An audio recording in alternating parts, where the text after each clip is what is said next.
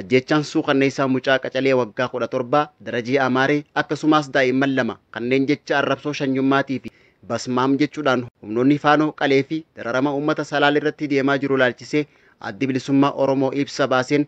ajjechaan suukanneessaa hidhattoota faanootii fi humnoota mootummaatiin uummata keenya irratti raawwatamaa jiru yakka waraanaa ulfaataadhaa fi hammaataadha jechuudhaan yoo balaaleffatu ajjecha tanaaf itti gaafatamummaa qabu mootummaadha jechuudhaan ajjecha ragaalee suur-sagalee ifatti mul'atan caalaa uummata faanoon ajjeefte akka hin awwaallanneef raayyaan ittisa biyyaa uummata lagaa fi gaaratti ari'uudhaan reeffarraa ittise jechuudhaanis mootummaa yoo qeequ ibsa gama mootummaatiin beerratti ibsi mootummaan baase kun itti gaafatamummaa fudhachuu kan baqatu jechuudhaan ajjecha buqqaatii qe'eetii fi saamichi daangaa lafa Oromiyaa akka dhaabbatuufis yaamicha godheeti jira.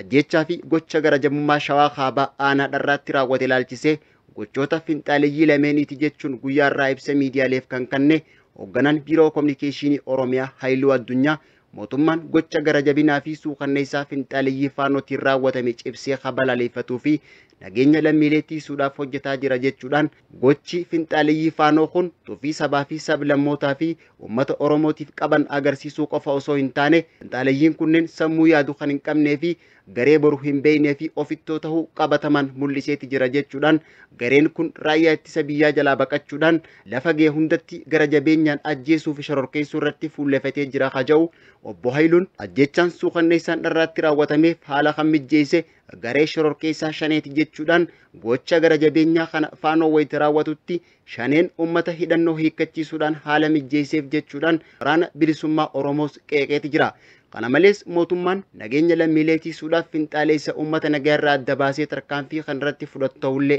ibseeti jira. Ajjecha suukanneessaa finxaaleeyyiin faannoo Shawaa Kaabaa dharraatti raawwatte akkasumas nageenyi dhabamuu Oromiyaa ilaalchisee qondaalli KFO'tii fi xiinxalaan siyaasaa obbo Jawaar Mohaammed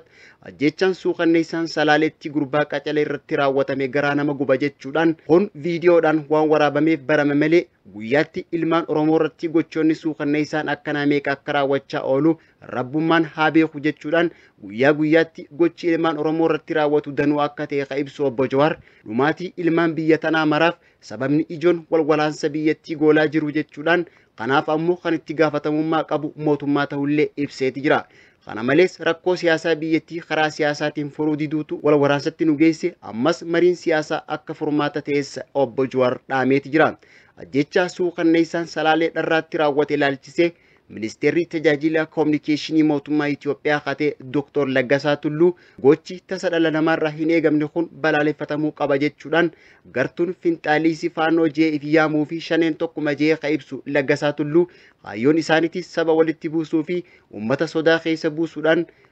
sodaa keessa buusuudha jechuudhaan ta'us garuu gochi kun hin milkaa'uuf haja'u karaa miidiyaa isaatiin katabeeti jira. Kana malees ajjechaa suukanneessaa daa'imman Oromoo Salaalee irratti hidhattoota faanootiin raawwatame ilaalchisee barattoonni Oromoo Yuunivarsiitii naannoo Oromiyaa garaagaraatii fi naannoo Kibbaa keessatti argaman guyyaa kaleessa irraa kaasee guyyaa irraa hiriira balaaleffannaa bahaati oolan. Yuunivarsiitiilee naannoo Oromiyaa Jimma, Mattuu, Wallagga, Bulee Horaa, Finfinnee, Haromaayaa, Arsii, Salaalee, Aamboo fi Yuunivarsiitii Kotobeetti hiriirri balaaleffannaa ajjechaa uummata Oromoo akkasumas gochi suukanneessaa uummata Salaalee irratti raawwatameef mootummaan akka dhaabu kan gaafatan hoggaa ta'u barattoonni Oromoo Yuunivarsiitiilee akka Wachaamo, Walaayittaa Sooddoo, Diillaa fi Yuunivarsiitii Miizaan Teeppiitis nuti Salaaleedha dhaadannoo jedhuun ajjechaan humnoota finxaaleeyyiitiin uummata Salaalee irratti raawwachaa jiru akka dhaabbatus gaafataniiti jiran.